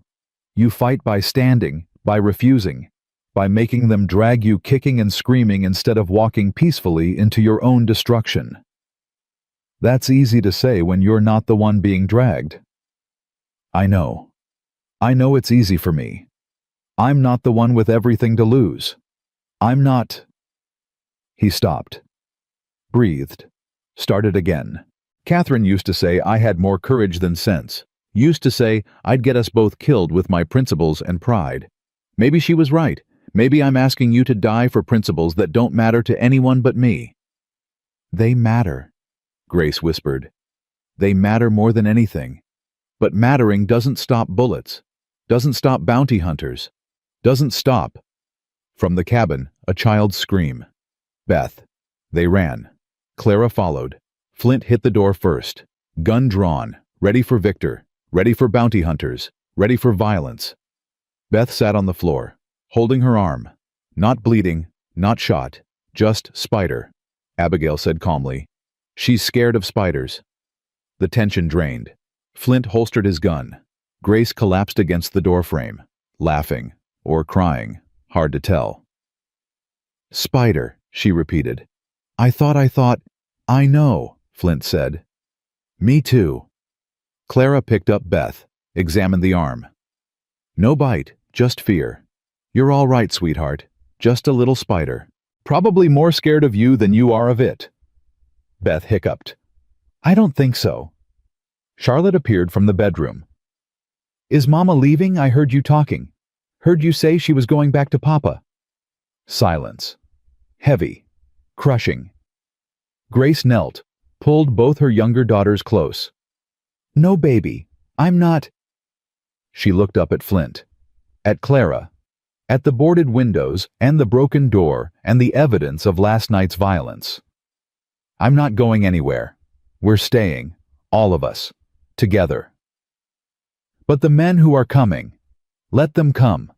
We'll face them together, all of us, as a family. The word hung in air. Family. This collection of broken people in a half-finished cabin, not connected by blood or law or anything official. Connected by choice, by standing together when everyone else looked away. Abigail spoke from the doorway. We're not a family. Families are supposed to be safe. We're just people hiding. Maybe that's what family is, Flint said. Not the safe kind. The kind that hides together, fights together, chooses each other when everyone else says you're wrong. Clara set Beth down. That's a nice thought. Poetic even. But poetry doesn't stop marshals, doesn't stop bounty hunters, doesn't stop... She stopped, looked at each of them. I came to warn you, to give you a chance to run. But I see you've made your choice. Stupid choice, probably fatal, but yours. You could help us, Grace said suddenly. You know the town, know the people, know who might. I'm a saloon woman, honey. I've got no standing, no authority, no. You've got information, got connections, got access to men who drink and talk and say things they shouldn't. Grace's voice strengthened. You've got power, different kind than marshals and guns, but power all the same. Clara stared at her. You want me to spy? I want you to survive, same as us. You think Victor stops with me? You think he stops with women who defy him? You're next, Clara. Or someone like you. Someone who helped us. Someone who knew and didn't report. He'll come for all of us eventually. The truth settled. Clara's face went pale. She'd helped them, brought medicine, brought warnings, made herself complicit. I didn't think. I know, but now you have to. Have to choose. Help us or run or. Grace stopped. Or go back and pretend you never knew us. Pretend you never helped. Save yourself. Clara was quiet for a long time. Outside, birds sang, oblivious to human drama, oblivious to violence and choice, and the weight of deciding between right and safe. Catherine was my friend, Clara finally said. Best friend I ever had. Only person in this town who treated me like human instead of sin. When she died, I promised myself I'd look after James, make sure he didn't do something stupid and noble and fatal. She looked at Flint. I'm failing that promise spectacularly. You can't save me from myself. I know, but I can maybe buy you time, maybe delay the marshal, maybe spread word to the decent folks that what's happening here is wrong. She turned to Grace. I'll help, but understand I'm one woman with limited influence. I can slow them down, can't stop them. Slow is enough. Slow gives us time to plan, to prepare, to. Grace looked at Flint. What do we do? How do we fight federal law? Flint's mind worked. Marshal coming, bounty hunters coming, town divided, some sympathetic, most just wanting this over, peace over justice, safety over right. We tell the truth, he said, loud, public, make it impossible to ignore, make Marshal Kane see what Victor really is, make him choose between law and justice. And if he chooses law, then we've lost, but at least we fought. Clara snorted. That's your plan. Tell the truth and hope that's all we've got, unless you've got better. She didn't. None of them did. The rest of the day passed in preparation. Flint reinforced the cabin. More boards on windows. Bar for the door. Firing positions marked. Ammunition counted. Not enough. Never enough. Grace worked with the girls. Practiced hiding. Practiced silence. Practiced the root cellar drill until they could disappear in seconds without sound. Charlotte drew pictures. Violent pictures. Men with guns. Houses burning. Mothers bleeding. Art as trauma. As processing. As the only way a 6-year-old could make sense of a world gone mad. Abigail watched everything. Learning. Memorizing. Becoming hard in ways children shouldn't have to be. Beth clung to Grace's skirt. Silent. Too silent. The kind of silence that came from fear too big for words. Evening came. Clara rode back to town. Promised to return with news. With warnings. With whatever help she could gather. Flint stood watch as stars emerged. One by one. Pinpricks in darkness. Beautiful and distant and utterly indifferent to human suffering. Grace joined him. Didn't speak. Just stood. Existing in shared space. Do you think we'll win? She finally asked. No. Then why fight? Because losing on your feet beats winning on your knees. Because your daughters are watching. Because. He stopped. Started again. Because 5 years ago I had a choice. Fight for Catherine or accept her death. I accepted. Told myself it was mercy. That fighting would only prolong suffering. That surrender was kindness. His voice broke. I've regretted it every day since. Regretted not fighting, not raging, not refusing to accept the unacceptable. She was dying. You couldn't have saved her. Maybe not. But I could have fought. Could have made death work for her. Could have... He breathed. Could have been there, really there, instead of already mourning, already gone, already half dead myself. Grace took his hand. First time she'd initiated touch. Her palm was rough, calloused, real. You're here now. That's what matters. Is it enough? I don't know. Ask me when this is over. They stood in darkness, holding hands. Two broken people pretending they could protect three small lives from a world designed to crush them. Inside the cabin, Beth started crying. Nightmare, probably.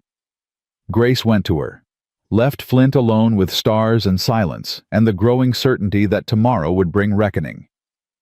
He checked his guns, checked his ammunition, checked his resolve, found it solid, unshakable, the kind of certainty that came from having nothing left to lose. Dawn would come, Marshall would come, choice would come, and Flint would stand, would fight, would die if necessary. But he wouldn't freeze, wouldn't surrender, wouldn't run. Not this time. Never again. Inside, Grace sang to her daughters. Lullaby. Soft and sad and full of impossible hope. Flint listened, memorized, held the sound close. If this was his last night alive, at least he'd spend it protecting something worth protecting. At least he'd die mattering to someone. At least he'd die trying. The stars wheeled overhead. Indifferent. Beautiful. Eternal. And below them, one man stood guard over one woman and three children who'd become his reason for everything. His redemption. His purpose. His last stand. Morning broke with the sound of many horses. Not 2, not 5, 20, maybe more. The thunder of hooves carried across prairie like judgment itself riding in. Flint was already awake, had been all night. He stood in the yard watching dust rise on the horizon. Army of men coming, law coming, reckoning coming. Grace emerged from the cabin, face pale but steady. How many? Too many. Should I wake the girls? Let them sleep. Few more minutes of peace before... He stopped. No need to finish. They both knew. The riders crested the hill. Marshal Kane led them. Tall man, gray beard, eyes that had seen too much and believed in law anyway. Behind him rode Sheriff Morgan, Deputy Cole, Pastor Reynolds, and men Flint didn't recognize. Professional men. Federal deputies, the kind who enforced warrants and didn't ask questions. Victor wasn't with them. Smart. Let the law do his work. Keep his hands clean this time. The marshal reined in 50 feet from the cabin. Respectful distance. Gun range, but not threatening range. A man who understood violence but preferred talking first. James Morrison. His voice carried authority without shouting. That's me. I'm Federal Marshal Marcus Kane. Got papers here requiring Grace Harper's return to her legal husband. Also got a warrant for your arrest on charges of assault and kidnapping. You going to make this easy or hard? Depends on your definition of easy. The marshal almost smiled. Fair enough.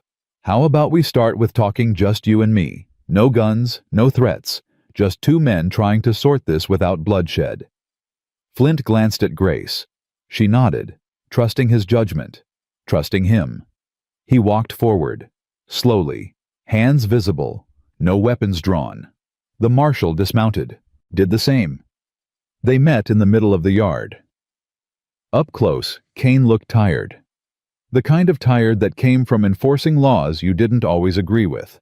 From doing duty even when duty felt wrong. Son, he said quietly, I heard what happened. Heard Victor Harper's a violent man. Heard he beats his wife. Heard a lot of things that make me sick to enforce this warrant. Then don't. Can't do that. Law's law. I enforce it, or I'm no better than the men who break it. even when law's wrong. Especially then, because if I pick and choose which laws matter, then law means nothing. Becomes whoever's got the biggest gun making the rules. Kane's eyes were sad but certain. I don't like this, but I'm doing it anyway, because that's what separates civilization from chaos. Flint understood. Hated it, but understood. What if I told you she'd die if she went back, that he'd kill her? I'd say that's speculation, that's fear. But it's not evidence, not proof. Court needs proof. Her face is proof. Her broken ribs are proof. Her daughter's nightmares are proof. That's proof of past violence, not future intent. Harper's got a lawyer now, got papers saying he's reformed, got Pastor Reynolds willing to testify he's been counseled, found God, repented. Kane's voice carried disgust under the professional tone. It's all horse shit, but it's legal horse shit, and legal is what I enforce. Grace's voice cut across the yard. Marshall? Both men turned. She walked forward. No fear visible, just determination. The girls watched from the cabin doorway. Abigail holding her sisters, all three silent, learning that mothers fight even when fighting seems useless. Marshall Kane, Grace said. I won't go back. You can arrest me, can drag me in chains, can throw me in jail for contempt or abandonment or whatever law says I'm guilty of. But I won't walk back into that house willingly. Won't let my daughters watch me surrender to violence and call it duty. Kane's face softened. Ma'am, I understand. No, you don't. You can't. You're a man enforcing laws written by men to protect men. You've never been property, never been something owned, never had to smile while your husband breaks your bones and calls it correction. Her voice rose, carried, making sure every deputy heard, every witness. I was married at 16 to a man who promised me the world. He gave me hell instead. 3 daughters he despises. Years of violence he calls love. A life where breathing wrong meant punishment. Mrs. Harper, I'm not going back. You want me in that house, you carry me. You force me. You become the violence you claim to prevent.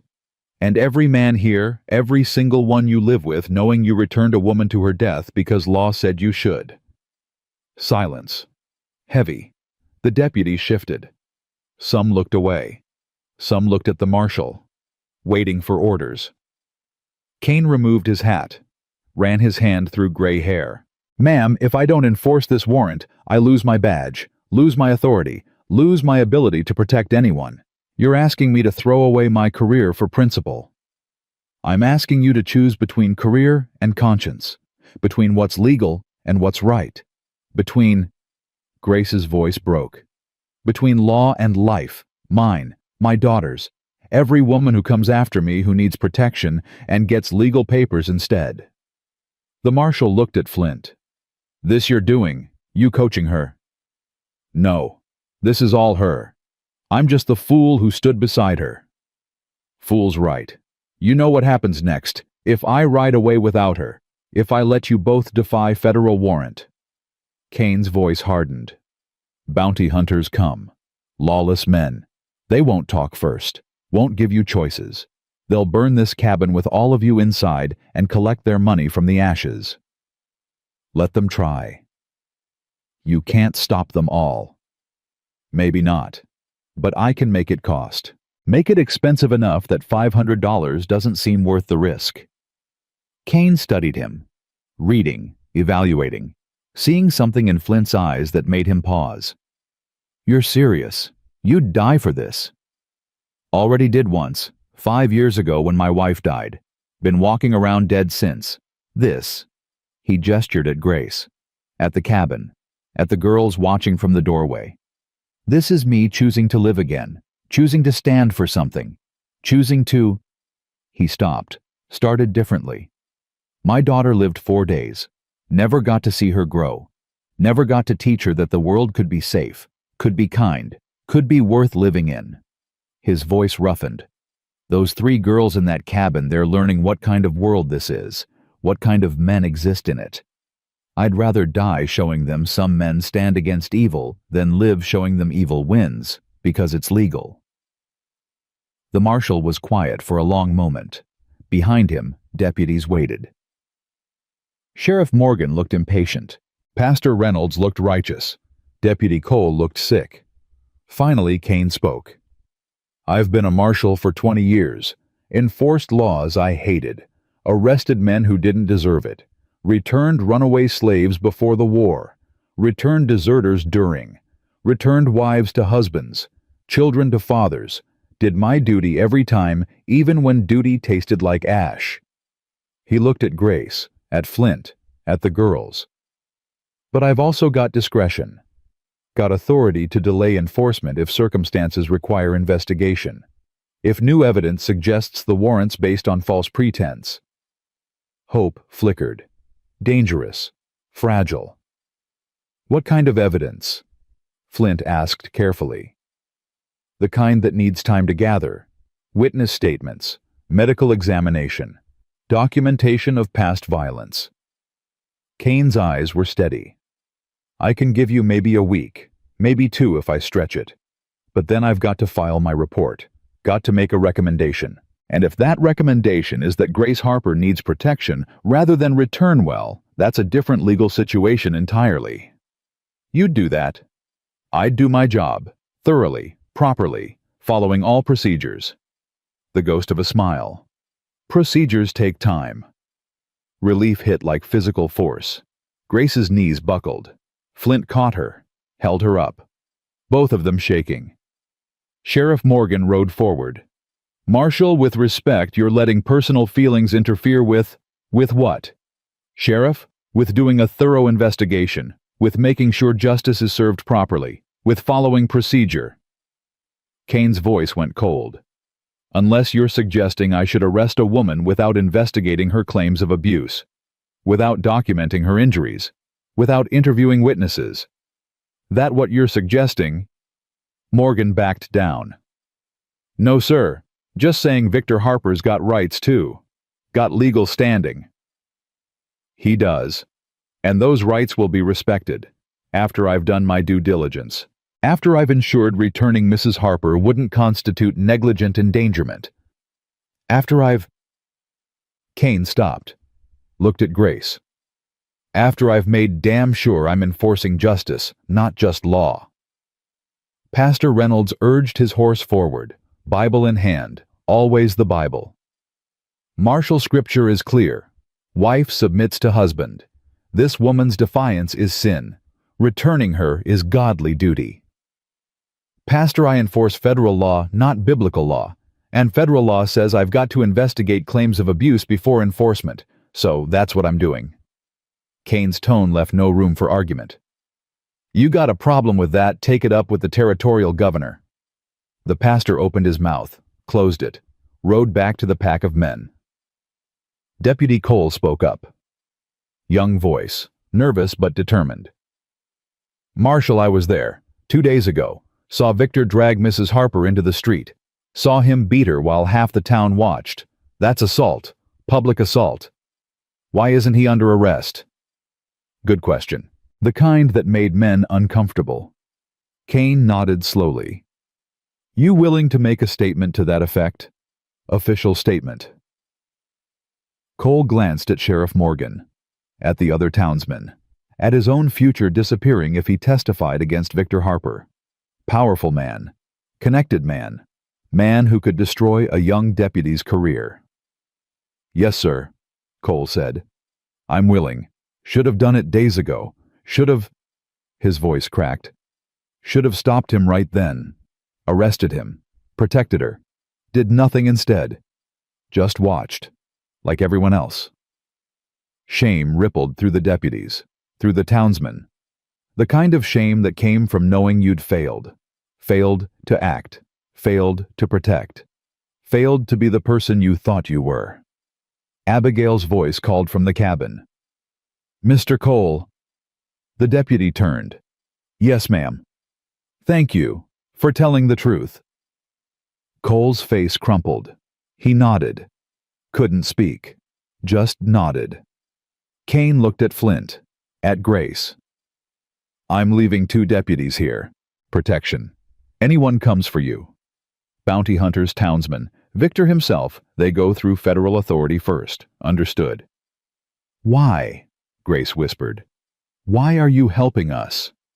The marshal's face was grim. Because 20 years ago I returned a woman to her husband. She'd run, claimed abuse, had bruises to prove it, but the law said return her. So I did, followed procedure, did my duty. He paused. Found her body 3 months later. Husband said she fell. Coroner agreed. Case closed. His eyes were haunted. I've carried her face every day since. Her name was Alice. She was 19 years old. She trusted law to protect her. Law failed. I failed. Silence. The weight of old grief, old guilt, old choices that couldn't be unmade. I can't bring Alice back, Kane continued. Can't undo what I did. But I can make damn sure I don't do it again. Can make sure law serves justice, not just paperwork. He looked at Grace. You've got 2 weeks, Mrs. Harper. 2 weeks to document everything. To gather statements. To build a case. Use them. He mounted his horse, gestured to 2 deputies. Young men, scared but determined. Mitchell, Crawford, you're staying. Set up a perimeter. Anyone approaches this property, you check them. Anyone threatens this family, you arrest them. Anyone questions your authority, you refer them to me. Clear.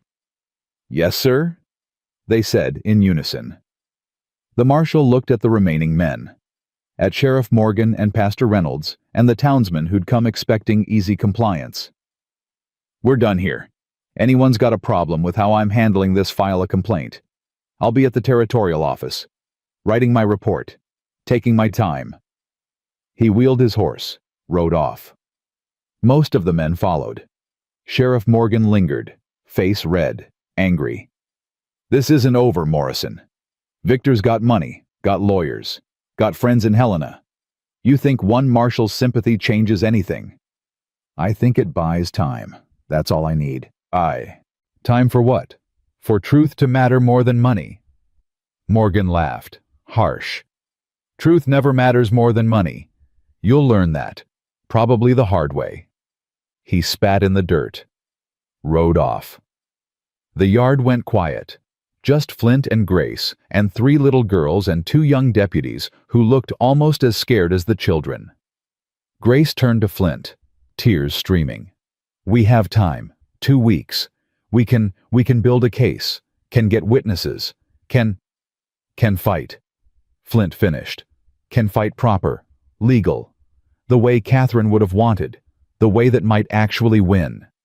The girls ran from the cabin, all 3 of them, surrounded their mother, talking at once, relief and fear and hope all tangled together.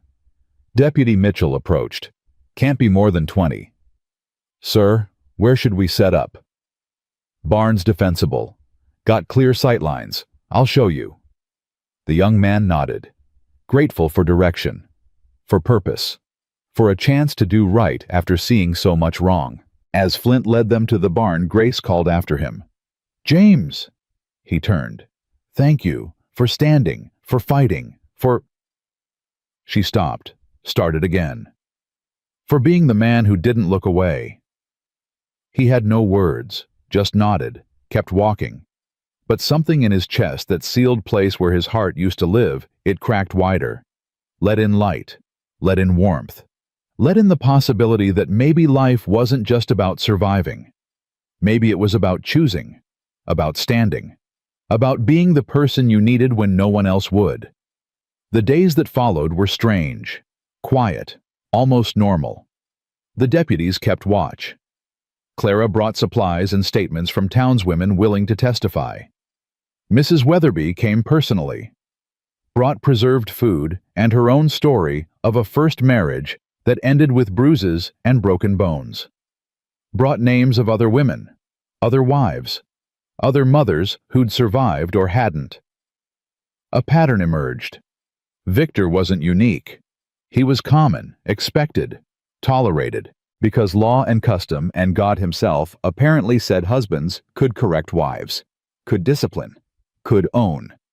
Grace documented everything, wrote her story in careful script, every beating, every threat, every moment of terror.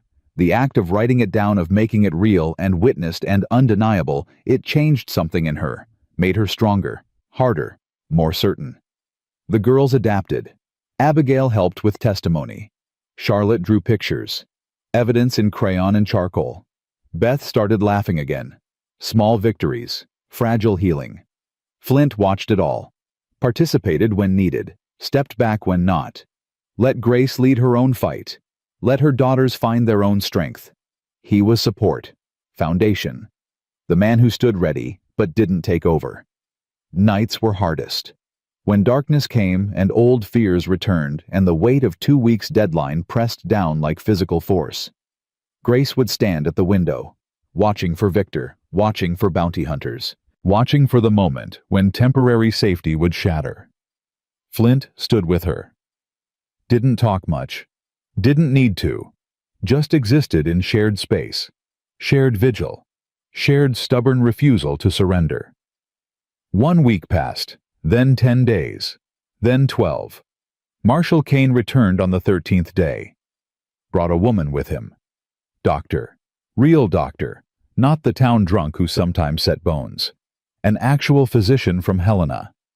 Dr. Sarah Chen examined Grace. Documented injuries.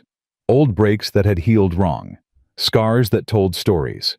Damage that would last a lifetime. She wrote it all down. Professional. Thorough. Damning. She examined the girls. Found evidence there too. Not physical violence. Not yet. But trauma. Fear.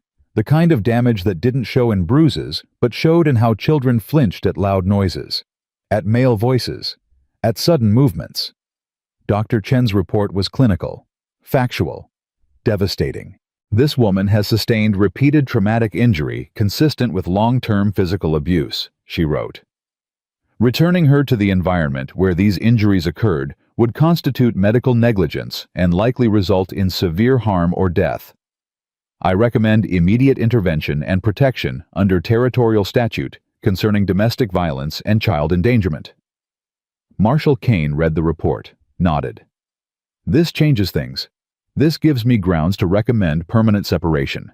To file charges against Victor Harper. He looked at Grace. To set you free. Legally. Completely. Grace's hands shook. You can do that. I can recommend it. Judge has final say. But Judge Potter owes me favors, and even if he doesn't rule in your favor immediately, this report buys you more time. Months, maybe. Long enough to... He stopped, smiled grimly. Long enough to disappear if you need to. Long enough to build a new life somewhere Victor can't find you. I don't want to run. Don't want to hide. Don't want to teach my daughters that survival means always looking over your shoulder. Then you stay. You fight. You make this public. Make it impossible for anyone to ignore. Make Victor Harper's name synonymous with coward who beats women. Kane's voice was steel. Make him the one who runs. Grace looked at Flint, question in her eyes. He understood. This was her choice, her fight, her life. He was just the man who'd given her space to make it. What do you want? He asked. I want justice. Want Victor arrested. Want every man who knew and did nothing to have to face what they allowed. Want... She stopped, breathed. Want my daughters to grow up knowing their mother fought back. Won. Lived. Then that's what we do. Marshall Kane arrested Victor Harper the next day, charged him with aggravated assault, with child endangerment, with fraud for lying to federal authorities about his conduct, with a dozen other charges that added up to years in territorial prison. The town exploded, half outraged, half relieved. The divide had been there all along, just needed someone to force the choice, needed someone to stand and say, "This is wrong and I won't tolerate it anymore." Grace testified, in public, in front of judge and jury, and townspeople who'd watched her beaten and said nothing. She testified for 2 hours, detailed, honest, unflinching. Victor's lawyer tried to break her, tried to make her seem vindictive, emotional. Unstable. Tried to suggest she'd driven him to it. That she'd failed as wife, failed as mother, failed as woman. Grace didn't break, didn't waver, just told the truth. Over and over. Until truth was the only thing left standing. The jury deliberated 3 hours. Came back unanimous. Guilty. On all counts. Victor was sentenced to 15 years. Hard labor. Territorial prison. Far from Redemption Creek. Far from Grace. Far from the daughters he'd despised. When the verdict came down, Grace didn't cheer, didn't celebrate. Just closed her eyes, breathed, let relief and grief and exhaustion wash over her in waves. Outside the courthouse, she found Flint waiting. He'd testified, too, about what he'd seen, about Victor's threats, about the night with torches and guns and 15 men who'd come to take back property. "It's over," she said. "It's over." What now? Flint looked at her. Really looked. Saw a woman transformed. Not by violence or by surviving. By choosing. By standing. By refusing to be victim or property or anything other than human. "Now you live," he said. "However you want. Wherever you want. With whoever you want. And if I wanted to stay here with you..." His heart stopped. Started again. Different rhythm. "I'd build you a house, a real one, with walls that held and windows that locked and space enough for 3 girls to grow, to laugh, to learn they're not disappointments, they're blessings." Grace smiled. First real smile he'd seen from her. "That sounds like home." "Yeah," Flint said. "It does." They built it together. Over months that turned to years. Added rooms as girls grew. Added barn for animals. Added garden where Grace planted vegetables and flowers both. Added fence posts marking boundaries. Marking safety. Marking the space where violence couldn't reach anymore. Abigail learned to ride. Became fierce. Became strong. Became the kind of woman who stood up for others because someone had stood up for her. Charlotte kept drawing. Her pictures changed. Less blood, less fear, more color, more joy, more future. Beth called Flint Papa, without anyone correcting her. He answered to it, wore it like a badge, like redemption made solid. Grace married him 2 years after the trial, not because she needed to, because she wanted to. Because marriage built on choice instead of ownership was different, was partnership, was love without possession. They planted an apple tree the day they married, all 5 of them, working together, building something that would last. That would bear fruit. That would prove life could be sweet after bitter. On the hillside above the cabin, 2 graves still stood. Catherine and Lily Morrison. Flint visited them every week. Brought flowers. Told them about Grace and the girls, about choosing to live again, about finding purpose in protecting instead of grieving. He liked to think Catherine would approve, would be glad he'd finally become the man she'd always believed he could be, would be proud he'd finally learned that freezing wasn't the same as dying. That standing was how you proved life mattered. 10 years after that first morning when he heard Grace scream, Flint stood in his yard watching 3 young women, no longer girls, ride out to check the fence line. Abigail led. Charlotte sketched wildflowers. Beth sang off-key. Grace stood beside him, gray threading her hair now, laugh lines around her eyes. The kind of beauty that came from surviving and choosing to bloom anyway. "You ever regret it?" she asked. "Taking us in, fighting for us, risking everything." Flint thought about it. Really thought. About the man he'd been. Dead inside. Walking through life like a ghost. About the choice he'd made. To stand. To fight. To live. "Not once," he said. "Best choice I ever made." Even though it almost killed you. Especially because of that. Because dying for something is how you prove you lived for something. Grace took his hand. They stood together, watching their daughters, watching the apple tree heavy with fruit, watching the life they'd built from broken pieces and brave choices, and stubborn refusal to let violence win. And somewhere in the distance, wolves still howled. But they didn't come close anymore, didn't threaten, didn't hunt. Because some prey fought back. Some families defended their ground. Some broken people found each other and built something stronger than either could have built alone. Home. Family. Purpose. Worth standing for. Worth fighting for. Worth living for. Always.